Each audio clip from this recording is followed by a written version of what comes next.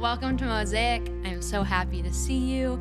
My name is Mariah McManus, and I have been at Mosaic since before I could walk and before I could talk. I've been here forever, my whole life, and I absolutely love serving at Mosaic. I'm part of the Hollywood team.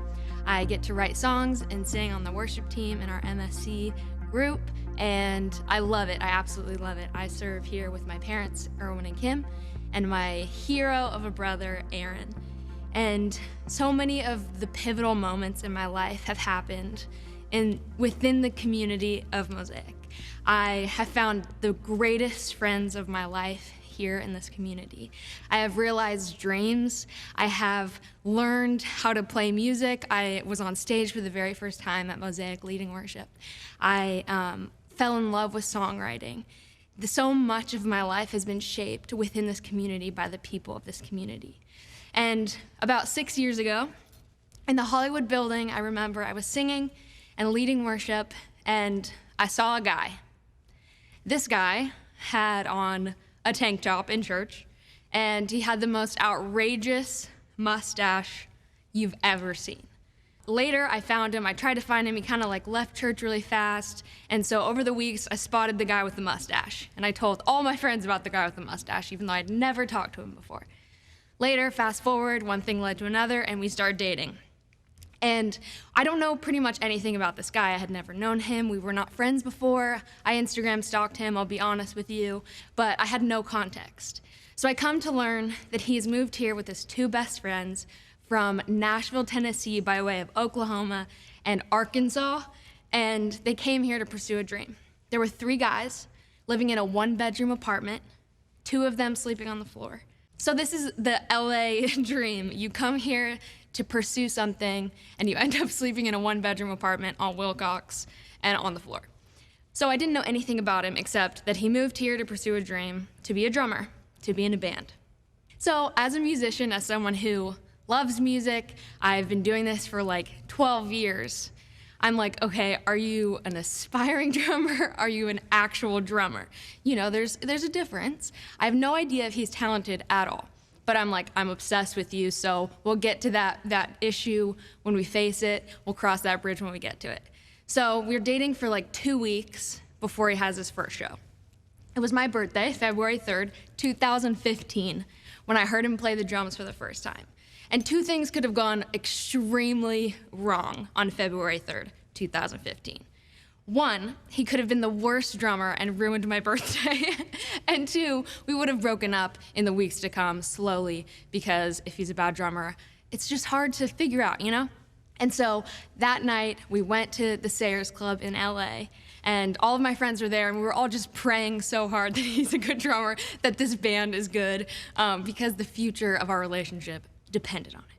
So we're in there, and out comes Lainey, their first show in LA, and Jake walks out with a white whole ensemble with his shirt unbuttoned and gets behind his left-handed kit, props his leg up, and starts just absolutely crushing it. It was truly shocking, because even though I wasn't sure what would come out, I was hoping it would be decent. And what it was met with was 12 to 15 years of practice, of discipline, a guy who had spent his entire life up to that point practicing to be the greatest drummer that he could be, practicing to realize and pursue and get this dream that he had been working so hard for since he was 11. When you look at people in LA, you don't know what's underneath. We work so hard on making us look a certain way. We see the most beautiful, the most spectacular people here in LA. But what's behind all of that skin? What's underneath? What are they carrying? Jake is the most beautiful human being. And on the outside, you wouldn't know that he spent his entire life working for this goal. He spent every day practicing, every day trying to be better. By looking at him, you wouldn't know the greatness that he holds within him. And that's what I love. There is more that meets the eye. Paul talks about this in 2 Corinthians 4, 7 through 12. He says, if you only look at us, you might well miss the brightness. We carry this precious message around in the unadorned clay pots of our ordinary lives. That's to prevent anyone from confusing God's incomparable power with us. As it is, there's not much chance of that. You know for yourself that we're not much to look at. We've been surrounded and battered by troubles, but we're not demoralized. We're not sure what to do, but we know that God knows what to do. We've been spiritually terrorized, but God hasn't left our side. We've been thrown down, but we haven't broken. What they did to Jesus, they do to us. Trial and torture, mockery and murder. What Jesus did among them, he does in us. He lives. Our lives are at constant risk for Jesus' sake, which makes Jesus' life all the more evident in us. While we're going through the worst, you're getting in on the best. See, I love that Paul tells us quite bluntly that we are not much to look at. He says, we carry this precious message around in unadorned clay pots. And you might be thinking, I am a fabulous clay pot. I've got the best clay pot you've ever seen. And when you live in a city like LA, you have the most bedazzled, the most beautiful, the most time spent on a clay pot that you could ever see. You see the most beautiful, talented people who spend hours and money and effort making themselves look beautiful. But you never know what you're gonna find on the inside. Have we become a society that cares way more about what our clay pot looks like than what the vessel carries? I have the gift of being on a team with songwriters and creatives who write the music for Mosaic. And I will say that they're the most unassuming clay pots that you might ever see. When I met them, although they're beautiful human beings, I never knew the greatness that lied inside of them. If you've ever met Andres Figueroa, he had never written a song before in his life before he came to Mosaic. And now he writes the greatest songs that we sing as a church ever. And we all kind of hate him for that, but we're grateful for him.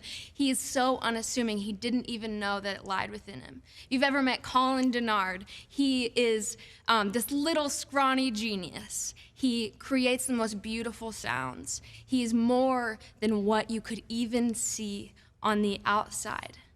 There is more to you than you even know. What Paul is telling us is that we are nothing but ordinary in our physical being. What makes us extraordinary is what lies within us.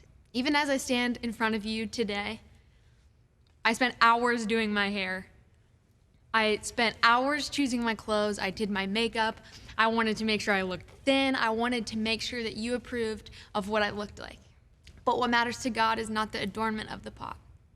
What matters to God is not that I look pretty or perfect or this or that right now. What matters is the content of my soul. What matters is that I have something today for you to hear because I've allowed God to pour into me. What matters is what's inside the vessel, not the vessel itself. Paul tells us what people see when they look at us. And it's not super encouraging. In fact, it's pretty demoralizing, to be honest with you. He tells us that people see us as surrounded, battered by troubles, not sure of what to do, disoriented, indecisive, perplexed, spiritually terrorized, persecuted, tried and tortured, struck down, mocked and murdered, going through the worst, looking like things are falling apart all around us, outwardly wasting away. This is what Paul is telling us that people see. And a lot of us might think, I'm one of these things. When you look at me, I look like I'm falling apart. When you look at me, I look like I've been battered by troubles. I've been beat down by the circumstances of my life. But the problem with the way people see us is that sometimes we let what happens to us or what people say about us define who we are. And even worse, we let it define who we become. We let what people say about us or see in us define our future.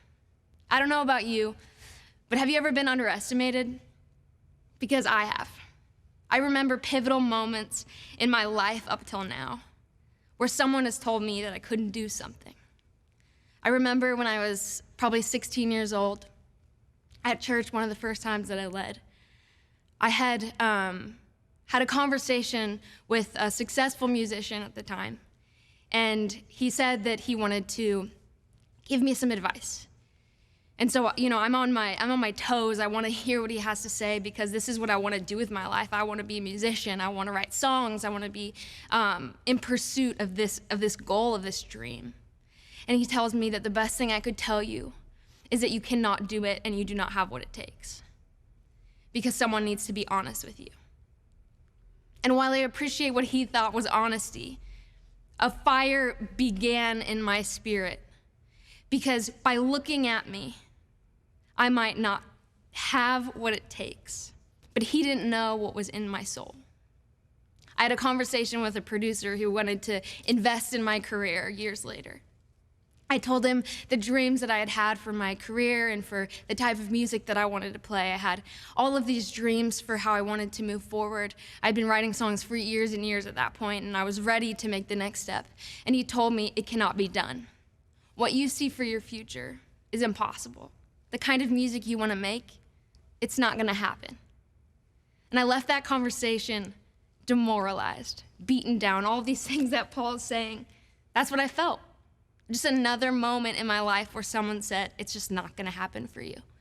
I remember when I joined staff at Mosaic, I was part of the worship team as a volunteer. And people that I thought were my friends at the time went behind my back and told the leaders of the church, she can't do it. She's too young. She's too inexperienced. It should be me, not her. And when I hear all of these things within my life, all of these pivotal moments in my formative years, my self-talk becomes, they told me I can't do it, so I won't do it. They told me I can't do it, so I won't do it. Has anyone ever told you that you're weak or incapable? That you're not good enough, you're not talented enough, you're not strong enough, you're not ready enough, you're too young, you're too this, you're too that, you're not enough of this, you're not enough of that. And did those words give you the excuse that you needed to live beneath your potential? Did those words give you the reason that you needed to give up? Did they give you the confirmation that you needed to jump ship? Stop living down to people's expectations. Stop letting people's view of you or words at you or expectations of you transform the future that God has for you. See, the scriptures, they don't stop there. There's more to what Paul is saying.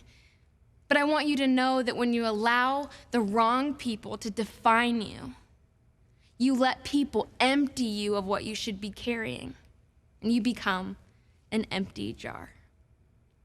What Paul says is more than just what people see. It's more than just the brutalized and the beaten down, the falling apart. There's more to it. He says there's a difference between the seen and the unseen. The scriptures say that what people see might be one thing, but it is not the end of the story. This is the type of strength that we have in the scriptures. It says we are battered by troubles, but we are not demoralized. Anything could happen to you, but it can't steal your joy and the hope that you have.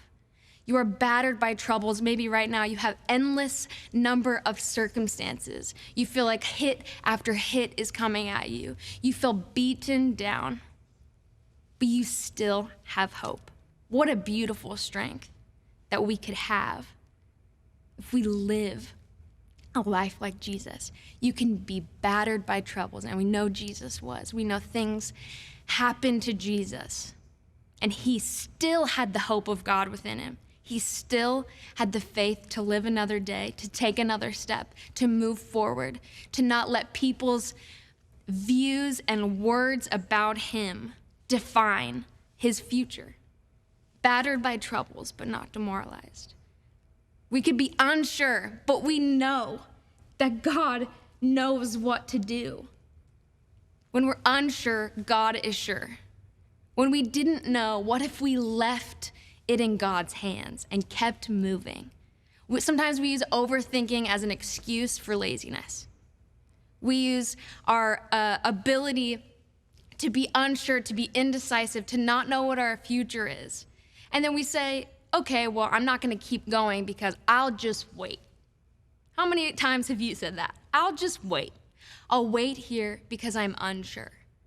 But what if we just believed that God is sure? And as we move, God's sureness, God's beauty, God's future for us became a reality.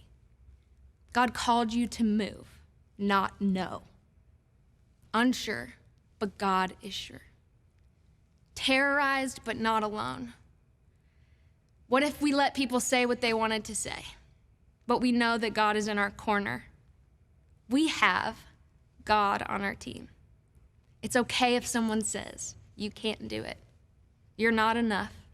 You're not talented enough. You're not good enough. God is on my side, and I can do all things.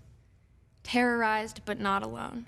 You are never alone, even if you're the only person who believes you can do it. You have God on your side. Thrown down, but not broken. Have you ever dropped a glass and it didn't break?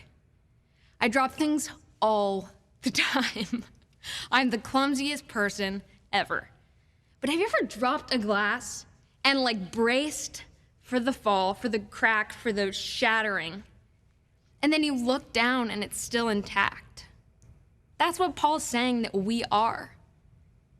He's saying that we are unbreakable. We are unbreakable. I love the imagery that Paul uses in clay pots, because clay breaks. We are precious, but resilient. Seemingly breakable, seemingly normal, seemingly ordinary. But there's an extraordinary inner working. So the strength Paul is talking about is strength of spirit, strength of heart, and strength of soul. We are human. We break, we shatter, we crack, we hurt, we bruise. When your jar breaks, what leaks? When your life falls apart, what is left? Does your confidence lie in other people? What pours out of you? The contents of your soul, the contents of your jar, reflect what you allow to pour into it. Are you being led by the Spirit of God? Are you letting the scriptures pour into you? Are you letting people in your life more connected to God than you pour into your vessel, pour into your spirit? Or are you letting the words of people who do not believe that you have greatness within you pour into you? Are you letting people who see less than what you are capable of for your future pour into you? Who are you letting pour into you? What are you letting into your spirit? What are you letting into your soul? Because what pours out of you reflects what you let pour into you. When your plans change or your dreams are shattered, when things feel impossible, when you are broken, this is the type of strength that lasts. We are human. We shatter, we break, we bruise, we hurt. But when your jar breaks, what comes out? When your life falls apart, what do you have left? There's 3 things that I want you to understand today. What pours out of you reflects what you allow to be poured in. In moments of pain, does what others say define you? Does what others say begin to pour out? Do you start to believe the lies? When you're cracked, do you go back to that one time someone said you were not capable? Or do you believe that God has put a strength in you that is impossible to see with the human eye? That is impossible to understand when I look at you. There is a strength within you that you have to realize. But you have to stop letting people define who you are. What pours out of you reflects what you allow to be poured in. 2, adorning the pot does not make the contents more valuable. When you crack, do you spend more time making the cracks look better rather than addressing the issue? Do you spend more time making your life look perfect? Do you spend more time on Instagram? Do you spend more time pretending like everything is okay? The more cracked you are, the more effort you put in on the outside, and the more neglected the inside is. Adorning the pot, making yourself and your life, your physical world look better, does not make the contents of your life more valuable. You have to be aware of the inner workings of your spirit, of your soul. When you spend all of your energy, all of your time, all of your money, all of your effort making your life look a certain way, you neglect what God is doing in your life, because God cares more about the contents of the vessel than the vessel itself. The third thing I want you to understand is that the cracks of your life are not your imperfections, but the way that God releases what's in you as a gift to the world. Let your suffering be your superpower. Let the things that God has put in your life, good or bad, move you forward to helping other people. Let your journey be the story that puts God's power on display. In my life, this is still very much a process for me. I've had to process through the no's and the you can't do it and the you're not this and you're not that. You're not enough of this and you're not enough of that. But I had to bet on myself, and I had to believe what the scriptures tell me, that there's more underneath this skin than I can even see. There is an eternal being underneath what I can look at in the mirror. There is more than what meets the eye. I had to believe the people in my life who were speaking on behalf of God instead of the people who couldn't see what was underneath. I had to believe my brother when he said that I could do it. I had to believe my dad when he said that he believed in me, that I am who God says I am, that I am more than what you can see on the outside, that I have a supernatural power inside of me.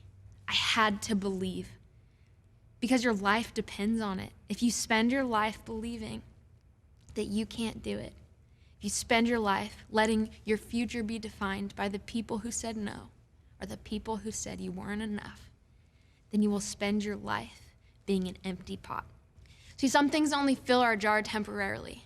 Things like encouragement, things like success or praise.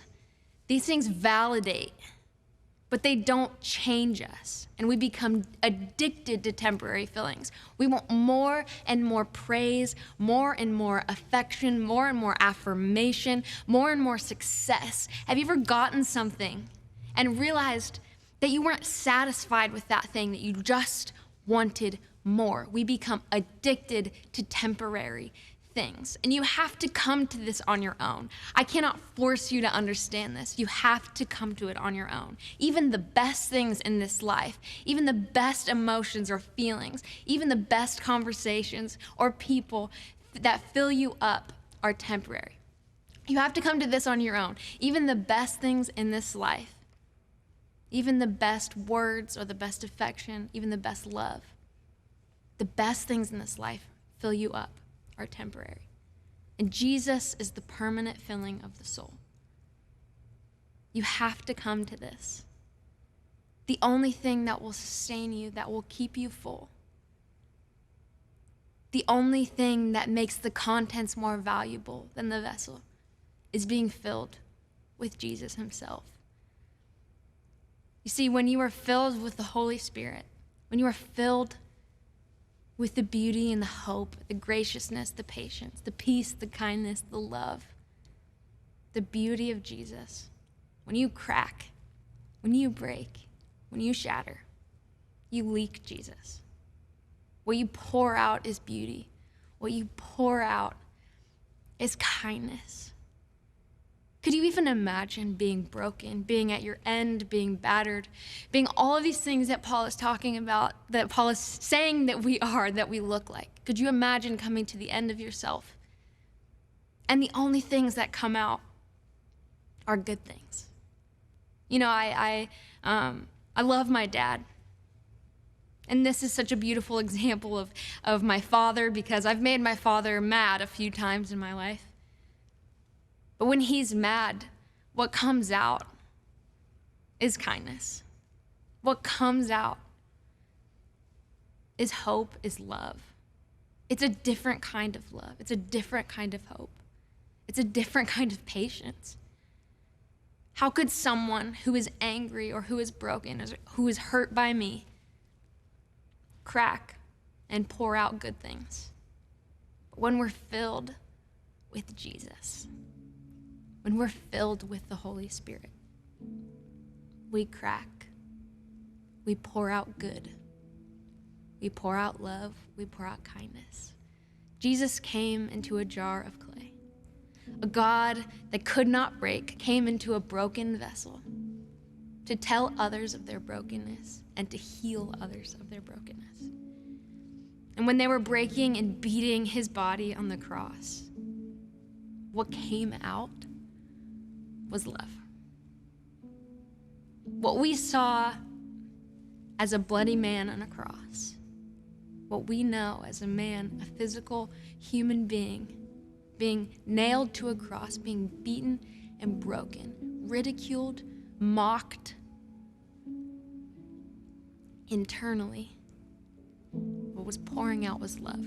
And what in return we have gained from that moment in history is forgiveness.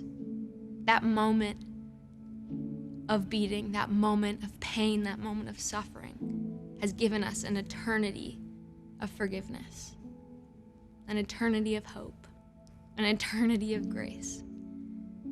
A God that could not be broken came into a breakable body and broke for us, poured out the best things in life. What comes out of us when we're battered and broken? We're human. But when you're filled with Jesus, you will pour out Jesus. And you can fill others up. Those around you that are empty. Those around you that have made their pots look more beautiful than the contents. You can pour what you have into them. So the scriptures go on in verse 16 through 18. It says, "So we're not giving up. How could we?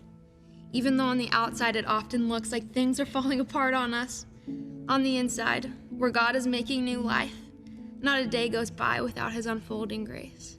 These hard times are small potatoes compared to the coming good times, the lavish celebration prepared for us. There's more here than that meets the eye. The things we see now are here today, gone tomorrow. But the things we can't see now will last forever." He poured out his grace, his faithfulness. We've been forgiven eternally. And today, maybe you need to be filled with something more permanent. Maybe you've spent too much time, too much money, too much effort, too many of your days adorning the pot, spending your time making sure your life looks a certain way, making sure people know that you have this, that you've got it all. But inside, you are carrying nothing. Inside, you are empty. But I'm here to tell you, we have a beautiful God, and he wants to fill you to the brim. He wants your pot to overflow with Jesus. He wants your pot to overflow with the Holy Spirit, so that in the coming days, when you crack, because you will, because we're human, Paul tells us this is what we have in Jesus. We know that we will suffer. We know that hard times will come. We know. It is coming. If it's not already happened to you, it's coming. But I'm here to tell you that you can be so filled that when you crack, you leak good things. That when you break, you pour good things. And Jesus is the permanent filling of the soul.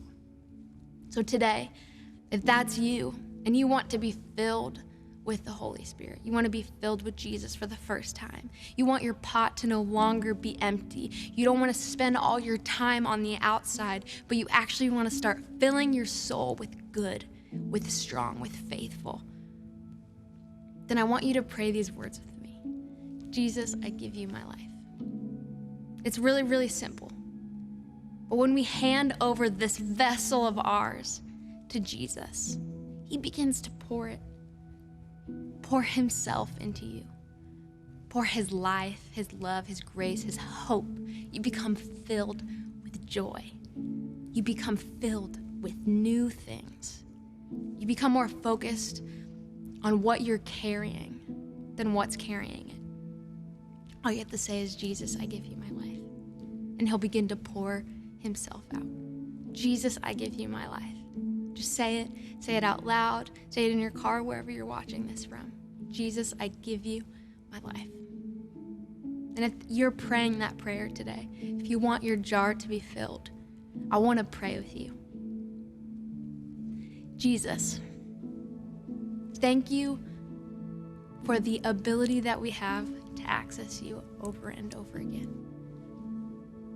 Thank you that you tell us that not a day goes by without your grace. Not a day goes by without your forgiveness. Not a day goes by without your love or your hope.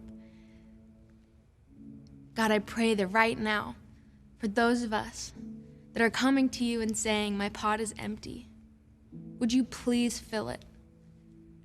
Jesus, please fill these empty pots with everything good that you are. God, I pray that we would become a people with jars overflowing, that every time hardship comes our way, we would pour out good things.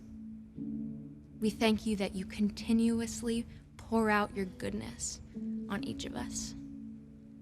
And I pray that you would help us have strength, that you would help us have courage, that we would believe what you say when you tell us and there's more to us than what meets the eye. That we would believe you when you say that we can and we will.